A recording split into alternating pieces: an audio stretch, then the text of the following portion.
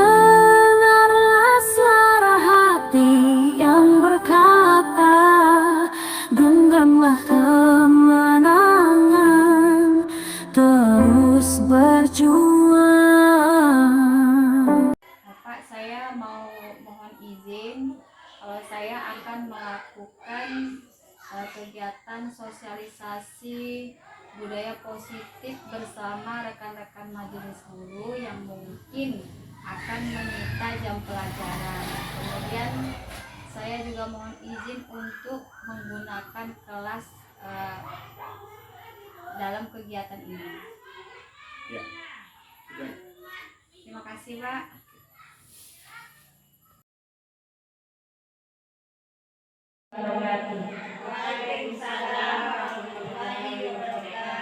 Yang saya hormati Kepala Sekolah SD Negeri 020 Sumpujaya beserta Ibu Majelis Guru yang berbahagia. Puji syukur kehadirat Allah Subhanahu wa Ta'ala yang telah memberikan kesehatan kepada kita semua sehingga kita bisa melakukan kegiatan sosialisasi budaya positif oleh saya, Rumiati, calon guru penggerak angkatan 10. Kemudian selawat beriring salam juga tak henti-hentinya kita hadiahkan buat baginda Rasulullah SAW dengan selalu memperbanyak ucapan Allahumma sholli ala sayyidina Muhammad wa ala ali sayyidina Muhammad. Baiklah ibu-ibu yang berbahagia, pada kesempatan ini izinkanlah saya untuk memaparkan ataupun untuk melakukan sosialisasi budaya positif pada hari ini Senin tanggal 3 Juni 2024. Adapun di sini maksud saya bukan untuk mengajari, tetapi saya mensosialisasikan ataupun memaparkan budaya positif sebagaimana budaya positif ini saya dapat dari pendidikan guru penggerak harus diimbaskan ke sekolah tempat saya mengajar. Baiklah ibu-ibu yang berbahagia, di sini mengenai yang pertama disiplin positif dan nilai-nilai kebajikan universal. Menurut Ki Hajar Dewantara dan Diana Gosen, disiplin sebagai bentuk kontrol diri, yaitu belajar untuk kontrol diri agar dapat mencapai suatu tujuan mulia. Tujuan mulia di sini mengacu pada nilai-nilai atau prinsip-prinsip mulia yang dianut seseorang. Nilai-nilai itu disebut sebagai nilai-nilai kebajikan yang universal. Selanjutnya lagi di sini ada tujuan disiplin positif. Adapun tujuannya yaitu untuk menanamkan motivasi kepada siswa kita agar mereka menjadi orang yang mereka inginkan dan menghargai diri sendiri dengan nilai-nilai yang mereka percaya. Motivasi ini berasal dari diri siswa sehingga akan berdampak jangka panjang dan tidak akan pengaruh dengan adanya hukuman dan hadiah. Selanjutnya lagi di sini ada teori motivasi, hukuman, dan pelanggaran restitusi. Jadi dalam teori ini ada 3 motivasi perilaku manusia. Yang pertama itu untuk menghindari ketidaknyamanan atau hukuman. Nah, perilaku untuk menghindari hukuman atau ketidaknyamanan akan bertanya, apa yang akan terjadi apabila saya tidak melakukannya? Motivasi ini bersifat eksternal. Kemudian lagi motivasi yang kedua untuk mendapatkan imbalan dan penghargaan dari orang lain. Satu tingkat di atas motivasi yang pertama. Di sini orang berperilaku untuk mendapatkan imbalan atau penghargaan dari orang lain. Kemudian lagi yang ketiga selanjutnya, untuk menjadi orang yang mereka inginkan dan menghargai diri sendiri dengan nilai-nilai yang mereka percaya. Orang dengan motivasi ini akan bertanya, akan menjadi orang seperti apa apabila saya melakukannya. Mereka melakukan sesuatu karena nilai-nilai yang mereka yakini dan hargai, dan mereka melakukannya karena mereka ingin menjadi orang yang melakukan nilai-nilai yang mereka yakini tersebut. Ini adalah motivasi yang akan mencapai seseorang memiliki disiplin positif, karena motivasi berperilakunya bersifat internal, bukan eksternal. Ibu-ibu sekalian, masih semangat untuk mengikuti kegiatan ini? Ya, kita speaking dulu. Ayo, buka mulut, tertawa satu kali, ha. Buka mulut, tertawa dua kali, ha ha ha.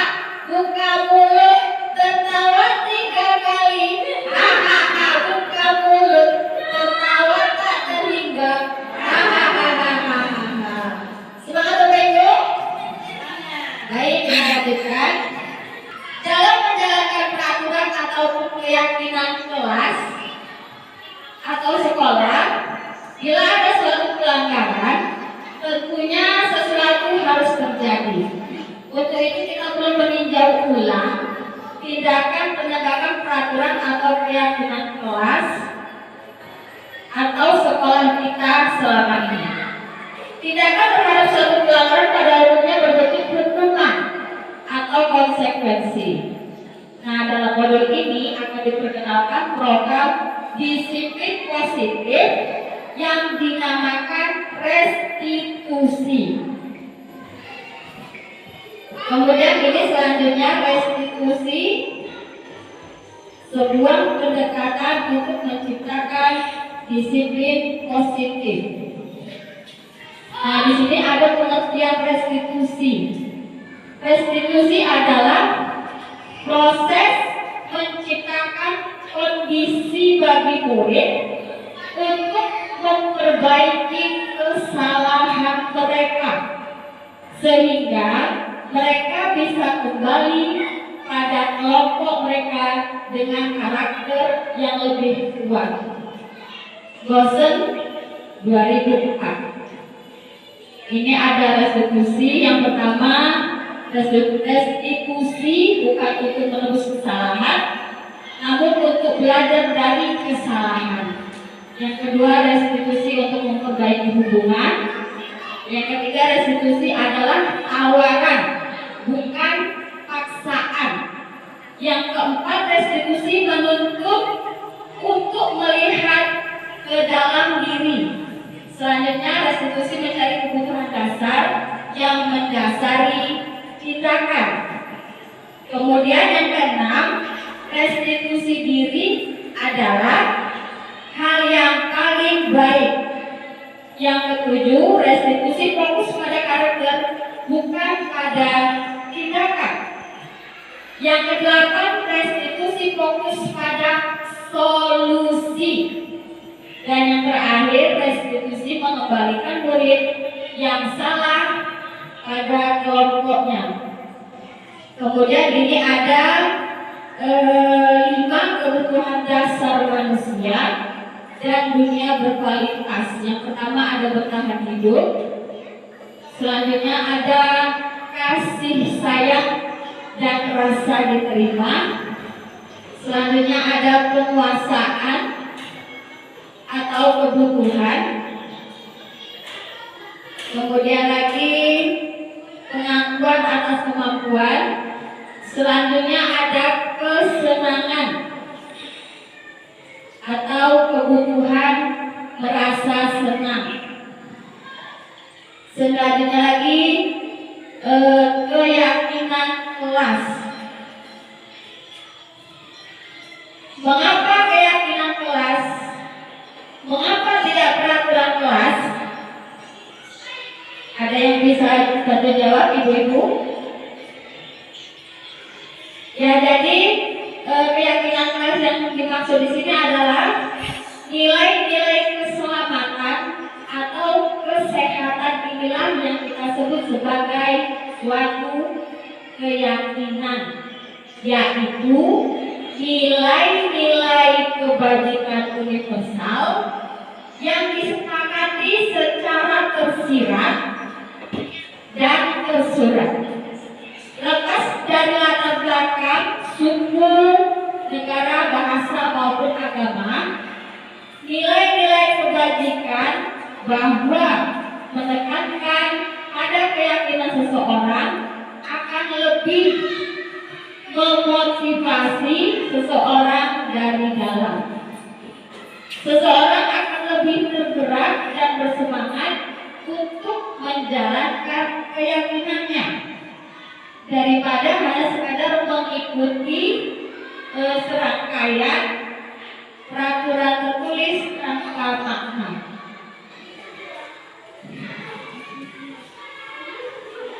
Nah, kalau pengertiannya secara umum, keyakinan kelas itu, ibu-ibu, sesuatu yang dapat diterapkan di lingkungan kelas. Nah, adapun perbedaan kesepakatan kelas dan keyakinan kelas kan ada tuh keyakinan kelas, kesepakatan kelas, bedanya tipis. Kalau kesepakatan kelas itu disusun dan dikembangkan bersama-sama antara guru dan murid. Nah, kalau keyakinan kelas itu merupakan kesepakatan kelas yang diyakini bersama guru dan murid yang sudah disepakati. Nah, jadi ibu-ibu di sini peserta didik kita lebih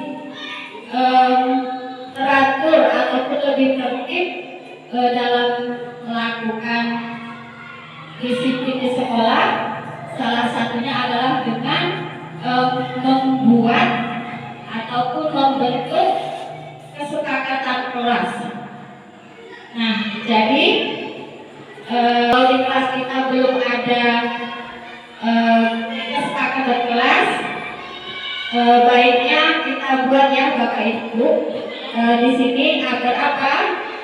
Agar anak lebih disiplin dalam menjalankan peraturan. Nah, di sini ada pembentukan atau keyakinan kelas. Yang pertama, keyakinan kelas bersifat lebih abstrak daripada peraturan yang lebih rinci dan konkret. Yang kedua, keyakinan kelas berupa pernyataan-pernyataan universal. Yang ketiga, pernyataan kelas senantiasa dibuat dalam bentuk positif. Nah, selanjutnya yang keempat, keyakinan kelas hendaknya tidak terlalu banyak sehingga mudah diingat dan dipahami oleh semua warga kelas. Yang kelima, keyakinan kelas sebaiknya sesuatu yang dapat diterapkan di lingkungan sekolah. Yang keenam, semua warga sekolah atau warga kelas hendaknya ikut berkontribusi dalam pembuatan keyakinan kelas lewat kegiatan curang pendapat. Dan yang terakhir, bersedia meninjau kembali keyakinan kelas dari waktu ke waktu. Jadi ibu-ibu, setelah kita buat keyakinan kelas, kita perlu mengevaluasi ada tidak yang perlu diperbaiki untuk keyakinan kelas yang sudah kita sepakati. Jika ada kelemahannya, kita memperbaiki dan dia itu banyak kebaikannya kita pertahankan.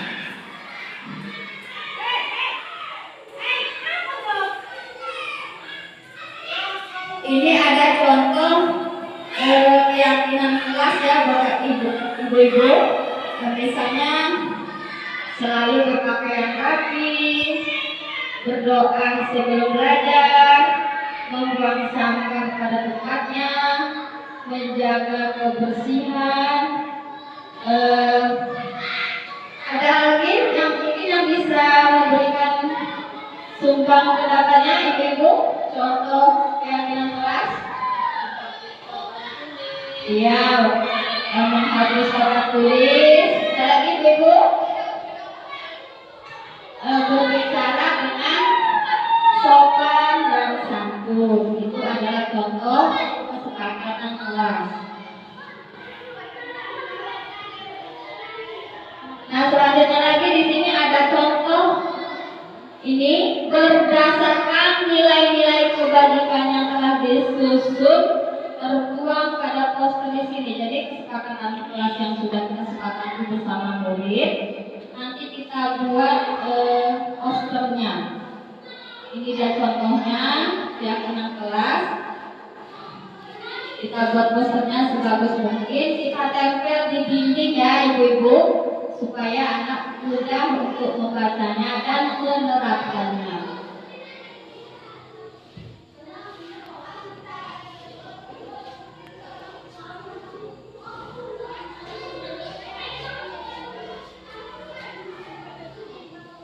Kemudian lagi materi kita selanjutnya adalah 5 posisi kontrol.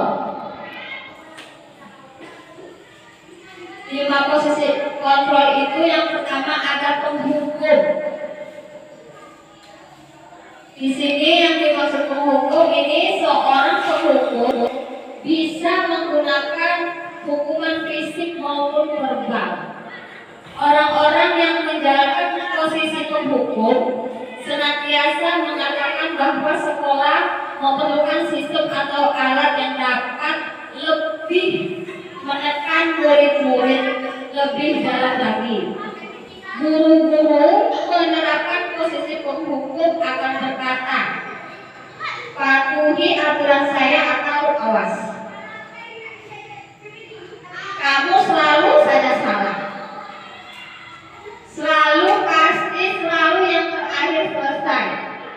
Nah, guru seperti ini senantiasa percaya hanya ada satu cara agar pembelajarannya berhasil, yaitu cara dia. Kemudian posisi kontrol yang kedua membuat rasa bersalah. Nah, pada posisi ini biasanya guru akan bersuara lebih lembut ya. Membuat rasa bersalah akan menggunakan keheningan yang membuat orang lain merasa tidak nyaman, bersalah atau rendah diri dari kata-kata yang keluar dengan lembut akan seperti contohnya, ibu sangat kecewa sekali dengan kamu. Contoh berikutnya, berapa kali bapak harus memberitahu kamu ya? Selanjutnya lagi, gimana coba kalau orang tua kamu berbuat begini? Nah, di posisi ini murid akan memiliki penilaian diri yang buruk tentang diri mereka karena dia dibuat merasa bersalah oleh kata-kata kita, walaupun kata-katanya itu lembut. Nah, murid merasa tidak berharga dan telah mengecewakan orang-orang yang disayangnya. Selanjutnya lagi posisi kontrol yang ketiga sebagai teman. Nah, pada posisi ini guru tidak hanya menyakiti murid, namun akan tetap berupaya mengontrol murid melalui persuasi. Posisi teman pada guru bisa negatif atau positif. Positif di sini berupa hubungan baik yang terjalin antara guru dan murid. Guru di posisi teman menggunakan hubungan baik dan humor untuk mempengaruhi seseorang mereka akan berkata, ayo bantulah demi Bapak ya. Kemudian, ayo ingat tidak bantuan Bapak selama ini. Selanjutnya lagi, ya sudah, kali ini tidak apa-apa, nanti Ibu bantu bereskan. Nah, hal negatif dari posisi teman adalah bila suatu saat guru tersebut tidak membantu, maka murid akan kecewa dan berkata, saya pikir Bapak atau Ibu cuma saya. Murid merasa dikecewakan dan tidak mau lagi berusaha. Hal lain yang mungkin timbul adalah murid hanya akan bertindak untuk guru tertentu dan tidak untuk guru lainnya. Murid akan tergantung pada guru tersebut. Kemudian lagi posisi kontrol berikutnya sebagai pemantau. Nah, memantau berarti mengawasi. Nah, pada saat kita mengawasi, kita bertanggung jawab atas perilaku orang-orang yang kita awasi. Posisi pemantau berdasarkan pada peraturan-peraturan dan konsekuensi. Dengan menggunakan sanksi atau konsekuensi, kita dapat memisahkan hubungan pribadi kita dengan murid. Nah, sebagai seseorang yang menjalankan posisi pemantau, pertanyaan yang diajukan seorang pemantau, ini contohnya, apa yang telah kamu lakukan? Sanksi atau konsekuensinya apa? Nah, seseorang pemantau sangat mengandalkan penghitungan, catatan, data yang dapat digunakan sebagai bukti atas perilaku seseorang. Posisi ini akan menggunakan stiker, slip catatan, daftar cek. Kemudian posisi pemantau sendiri berawal dari teori stimulus respon yang menunjukkan tanggung jawab guru dalam mengontrol murid.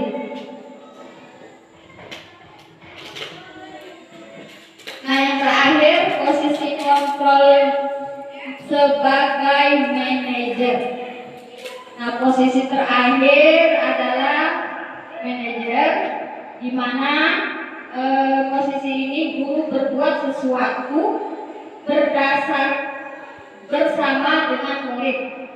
Saya ulangi, posisi di mana guru berbuat sesuatu bersama dengan murid, mempersilahkan murid mempertanggungjawabkan perilakunya, mendukung murid agar dapat menemukan solusi atau permasalahan sendiri. Seorang manajer telah memiliki keterampilan di posisi teman maupun pemantau. Nah, jadi kalau seorang manajer itu contohnya dia akan berkata seperti ini, Bu-Ibu. Apa yang kita yakini? Apakah kamu meyakininya? Jika kamu meyakininya, apakah kamu bersedia memperbaikinya? Jika kamu memperbaiki ini, hal ini menunjukkan apa tentang dirimu? Apa rencana kamu untuk memperbaiki hal ini? Nah, jadi dari uraian 5 posisi kontrol tadi, Ibu-ibu, posisi yang hendaknya kita terapkan kepada peserta didik kita yang baiknya sebagai manajer. Karena kita saat ini tidak boleh lagi sebagai penghukum, tidak boleh kita menghukum, karena walaupun kita menghukum, kemungkinan tidak akan membuat peserta didik kita itu merasa jerah. Nah, jadi sebisa mungkin kita rubahlah mindset kita. Kalau selama ini kita sebagai penghukum, maka beralihlah kepada posisi sebagai manajer. Ini selanjutnya lagi ada segitiga restitusi. Segitiga restitusi ini Yang pertama, menstabilkan identitas. Selanjutnya, validasi tindakan yang salah. Dan yang terakhir, menanyakan keyakinan. Seperti kita ketahui di awal tadi kan ada dikasih restitusi, di mana restitusi itu adalah suatu proses untuk menyelesaikan masalah. Jadi kalau kita menyelesaikan masalah kepada anak, yang pertama kita menstabilkan identitas. Setelah kita menstabilkan identitas, kita lanjutkan dengan validasi tindakan yang salah. Setelah kita validasi tindakan yang salah, barulah kita menanyakan keyakinan. Itulah tadi materi dari budaya positif. Mudah-mudahan apa yang saya paparkan bisa nantinya kita terapkan di sekolah kita dan di kelas kita. Sebelum saya tutup, saya mengucapkan terima kasih atas segala perhatiannya. Mohon maaf atas segala kekurangannya. Wassalamualaikum warahmatullahi wabarakatuh. Baik anak-anak ibu semuanya, semalam kita sudah berbincang-bincang bahwa hari ini kita akan membuat kesepakatan kelas. Adapun kesepakatan kelas yang kita buat nanti berisi aturan-aturan kelas yang berlaku di kelas kita. Adapun manfaat kesepakatan kelas agar bisa mendisiplinkan diri kita agar tercipta kelas yang aman, tertib, nyaman dan kondusif. Nah ini contoh kesepakatan kelas misalnya gini, berdoa sebelum dan sesudah belajar. Sepakat itu? Nah, itu contohnya. Coba yang lain. Kira-kira apa contohnya?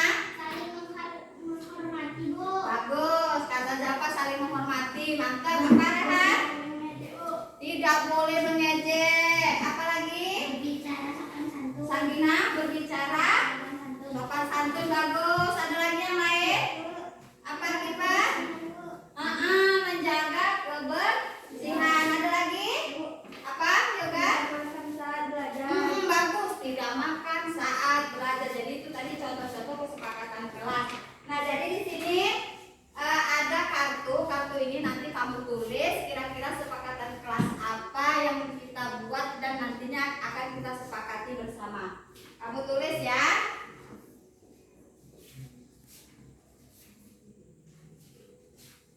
Ayo ditulis cepat. Sambil dipikir. Ditulis.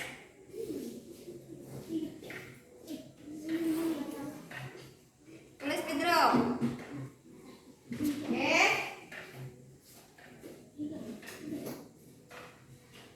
Kalau udah selesai boleh ditempel di sini ya. Ayo, yang udah selesai boleh ditempel. Iya. Tempel sini. Nih. Ayo, siapa lagi? Bu. Sini lihat, tempel aja langsung. Ini apanya? Ini lemnya. Ayo langsung semuanya boleh langsung ya. Sini Bu yang lain. Ayo yang lain. Dikasih lem. Apa aja lem?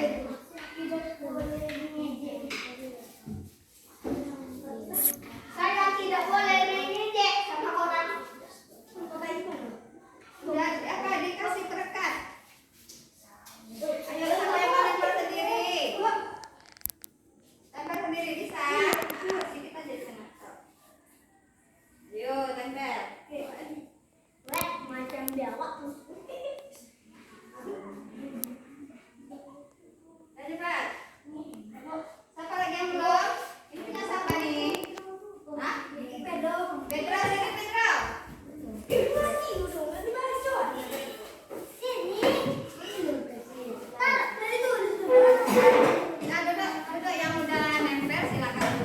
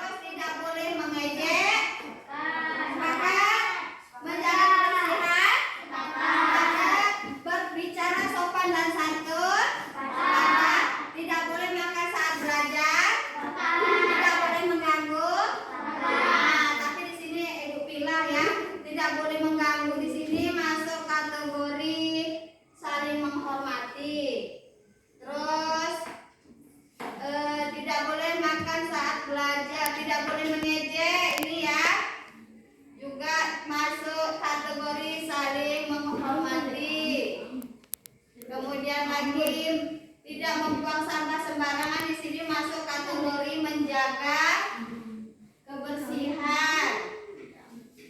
Kemudian lagi tidak boleh makan saat belajar. Nah, jadi setelah Ibu bilang kesepakatan kelas kita ini ya, semuanya ada 1, 2, 3, 4, 5, 6, 7, 8. Ibu berdoa sebelum dan sesudah belajar, saling menghormati dan menghargai, berbicara sopan dan santun, memakai pakaian seragam, menjaga kebersihan, melaksanakan piket sesuai jadwal, datang tepat waktu, dan tidak boleh makan saat